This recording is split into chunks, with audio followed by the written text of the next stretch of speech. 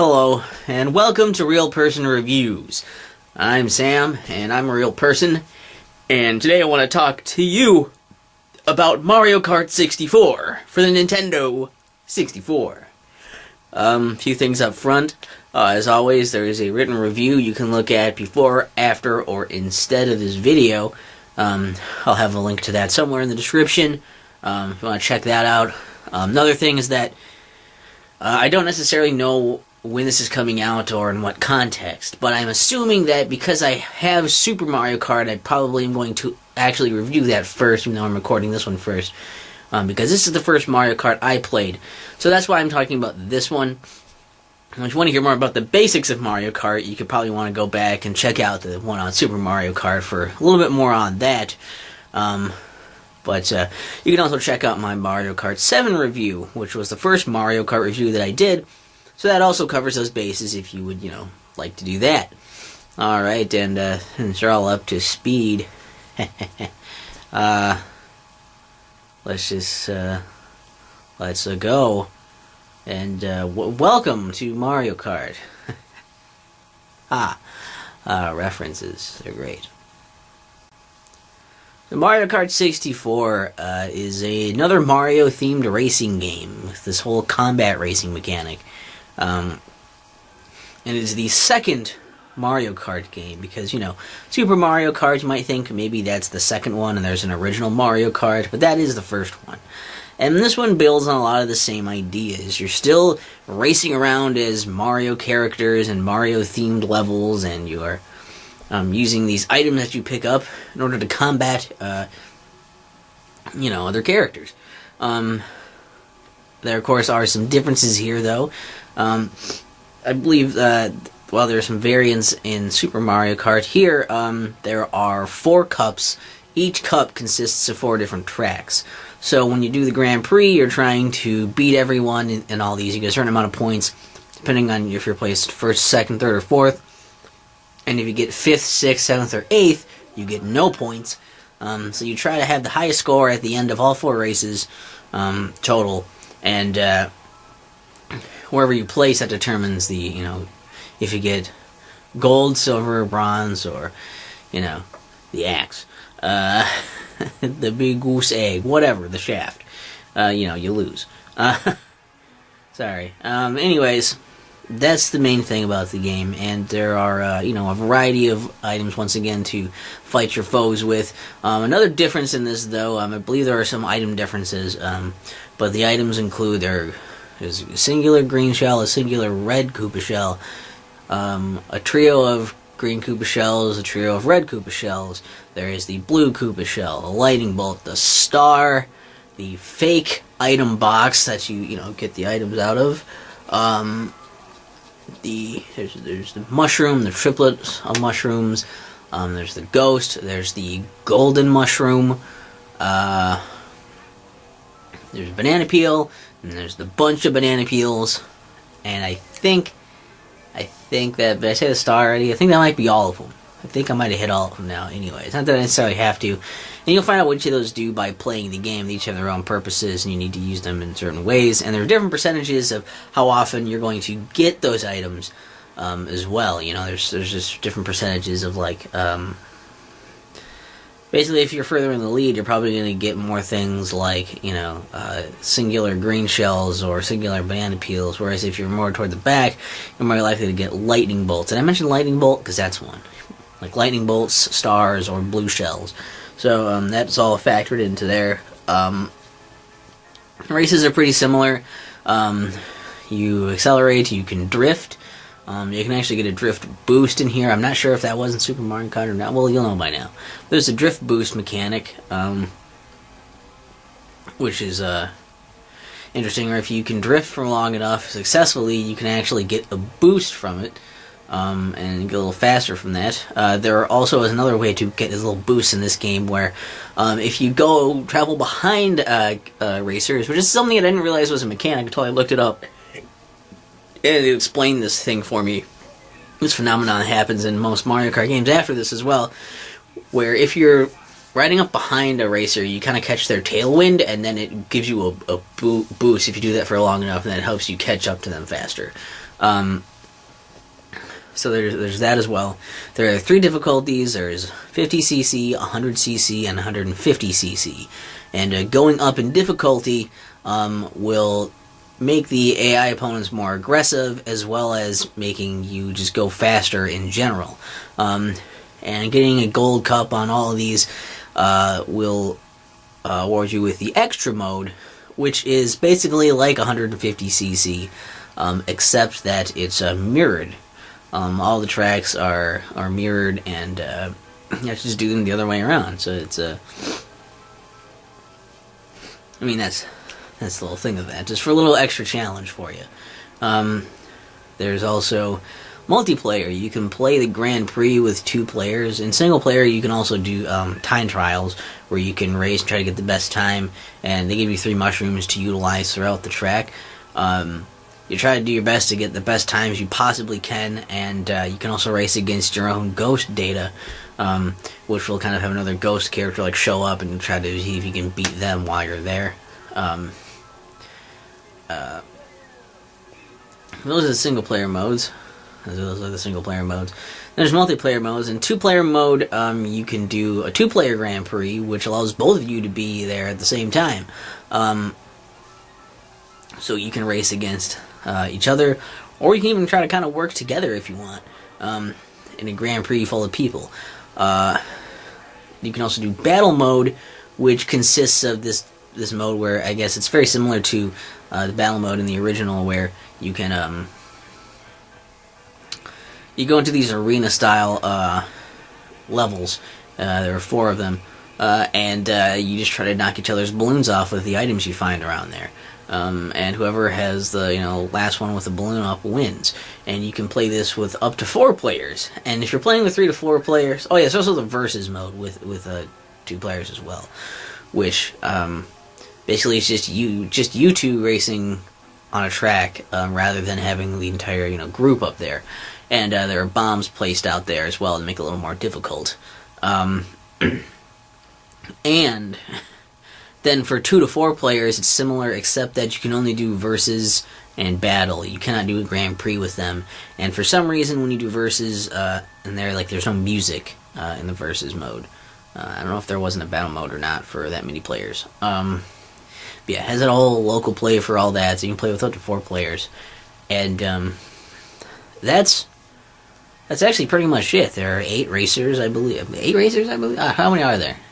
There's Mario, there's, like I need to tell you, you can just look when you play, but there's Mario, there's Luigi, Toad, Peach, Bowser, Donkey Kong, Wario, Yoshi. And I think that's all, because I think there's only 8. So those are the characters you have to pick from in this one, which, that's your cast, the populars of the time. Another difference that I was going to mention that I didn't really get around to saying is that this one also, as a difference to the original, is more 3D. The original has, a 3D kind of perspective to it, but is still in 2 dimensions. And the racers, many racers, some of the obstacles, and many of the items are 2-dimensional sprites in this game, with a lot of detailed different sprites to show different angles of them, give them a better appearance of 3D. But there are items out here that are 3-dimensional items, enemies, obstacles, and there are also like just the stages themselves, the levels, are all done in actual 3 dimensions because the Nintendo 64 is capable of that. So this is the first Mario Kart to make a jump into actual 3D. So there's that. But that's pretty much all of the basics that I can really say without getting into super specifics, which you'll find out just from playing the game. And there's a lot of things I like about this game. I mean, this is the first Mario Kart game I played, so of course I love it. And I think there's a reason this is a classic. It's not just because, and it's one of the it's one of the preferred Mario Karts from what I hear. A lot of people really love this one, and I think it's because it's really easy to get into. It's one of those where it doesn't feel as, floaty or difficult as other Mario Kart games might be. It's a bit tighter in its controls than I think the original one is, and it's really fun. because it's simple. You go move, you have pretty good handling, even if you're not using all the drifts. You don't necessarily have to use the drift boosts and do that stuff to get through, and you can just like, be a good player and be skillful and careful, and that can get you a long way. I think it has some really cool levels, some cool like the music is. I really like the music in this one. It really, to me, I guess this makes me kind of nostalgic because it's one I played, when I was younger, and like the music really exemplifies like this is Mario Kart. It has such a feeling, and it's like with Mario and the characters. And once again, it's just the characters, the settings, especially the one level of Royal Raceway, which has the part where there's like the castle from Super Mario 64, which is a fun detail they didn't have to do. You can just go over there and explore it if you want to when you have the time. Like that's fun to do, just mess around in the levels and explore them. Especially in like time trials or versus, and dick around with by yourself or with a friend. It's got a lot of great details that make it feel like not only being a fun and innovative twist on a racing game, but also making it feel like this is a Mario racing game rather than a racing game with a Mario skin. I think that's a really important thing to take away from this, is that yet again it feels like it is Mario Kart, not kart racing Mario edition, and I also think the visuals, the sounds, they're all very charming. Nintendo 64 charm really gets to me, so that's always a plus in my book. It's really fun to play. 1 player and 2 player is really fun. I also really like doing this thing where in 2 player, often I know it was fun to do the thing where you want to get all those gold medals, so you play with a friend. I played with my brother, I guess, when we did this, and basically one of us would try to get in the lead, and the other one would try to stick around in second and knock everybody back so they couldn't catch up, with all the rubber banding going on in the game. And that was a fun thing to try and work together with that. It's also fun to just, go all out and play against each other. It's fun to do, 3 or 4 player versus can be fun. Try and do that, and also doing the battle mode is just can be pandemonium, especially if you have fun. And like I always set up this thing. One of my favorites was to go to the block, or not block fort. I really like block fort, but go to Double Decker, and basically this little mini game we made up where we would go on the bottom of Double Decker, and we would both drive in the opposite direction, so that every once in a while we would cross each other's path, and we had to stay on that bottom square, and drive around, and we'd be putting out banana peels, setting out the fake item boxes, shooting green shells everywhere. And we're trying to see how long we can survive. And of course, the only real rules we put to that were that you couldn't use red shells. If you got any red shells, you had to turn into the wall and then shoot them into the wall so they would immediately, hit the wall and disappear. That was the one rule we put onto that. Otherwise, it was, free for all going around in that circuit and basically playing chicken with each other, going around like this, and kind of like almost like jousting in a way, and trying to survive until we can see each other again and try and hit one another. And it's a super fun variant thing that we just kind of had fun making up. And again, just doing like exploring the levels in time trials or versus or something, and it's cool that there's shortcuts you can figure out, and there's just a lot of cool stuff to do. There's a lot of fun to be had in this game for how simple it seems. It actually has a lot of replay value, a ton of replay value, and it's great even if you're playing by yourself or if you're playing with friends. It's a really great time. Of course, it's not perfect. Even if it is very easy to get into, it's super accessible, it's easy to control, easy to play, it's not too difficult to figure out, and you can always have fun with it. There are a few little things that aren't necessarily that great. It's not fully 3D, that's not really a complaint from me, but some people will be like, oh, well, there's still a bunch of sprites in it. It's not truly 3D for all of it, which is something I didn't even really realize as a kid, because I didn't know what the fuck sprites were, but I saw that, and I was like, oh, well, like, now I look at it, it's like, oh yeah, of course, those are sprites. I didn't even think of that as a kid, because they had all the different angles and looked three-dimensional to me, whatever. But some people may not care for the graphics of Nintendo 64 games. That really can't be helped. Another thing is, I do think it is kind of weird that you can't do the Grand Prix with 3 or 4 players. I guess it's just because it was too much to handle to have that loaded onto 4 different screens.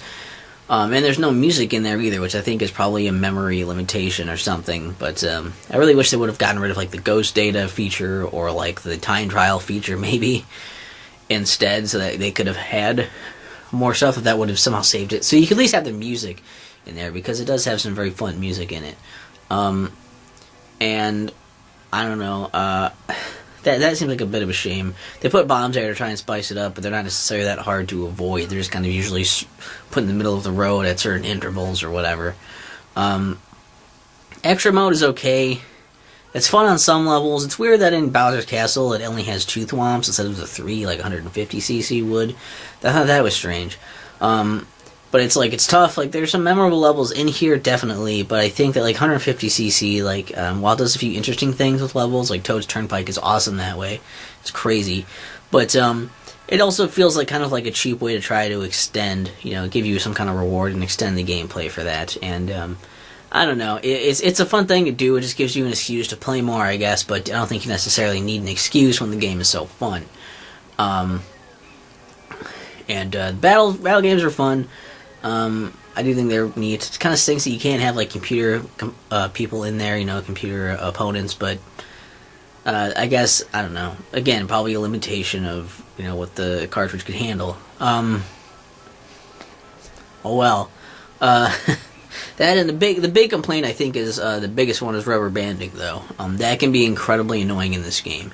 Basically, what that is when you get ahead, enemies, or I guess whatever, your opponent racers behind you, the AI-controlled ones start to speed up to try and catch up to you if you start getting too far ahead of them. And there's usually especially at least one or two computers that are constantly, like, on your ass. And even though you can take a crazy shortcut, you can use a bunch of boosts, you can use a star, it doesn't matter what you do, because in a few seconds they'll just be right on your ass again anyways. And it's so frustrating because it feels like those items are almost useless to get at that point because they just catch up to you so fast anyways. You really have to hit them to get them back away from you. So that's a difficult thing that I, to deal with, I thought. There's no coins in this game, by the way. I should have mentioned that in the differences section. There's no coins. I like that change. I can see maybe people don't like that there's no coins in it anymore. But yeah, the rubber banding is annoying, especially when you're playing with other human players. Like, if they get behind, they're screwed because, like, the AI just keep getting further and further ahead with that.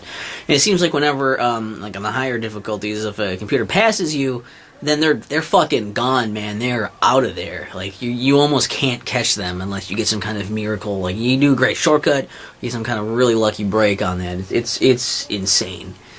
So that can be a little frustrating at times, and makes you really have to be super careful when you're playing that. So maybe 100 cc's, maybe about where you want to sit. There's good challenge in 150cc, but it's not exactly fair, I guess, is the problem. So you'll be overcoming a big hurdle for that. Other than that, though, I think the rest of it's pretty well done, and while there maybe could have been some more stuff in it, probably limitations, the stuff that is there is very good. So I don't have too many complaints about this game.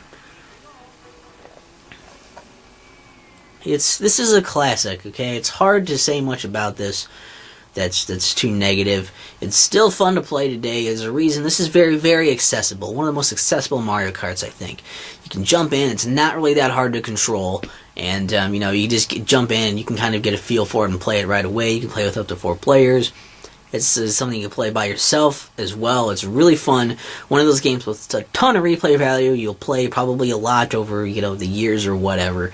Just whenever you have the time to play it. It's super, super fun. It doesn't really require a huge time commitment to play either, which is nice.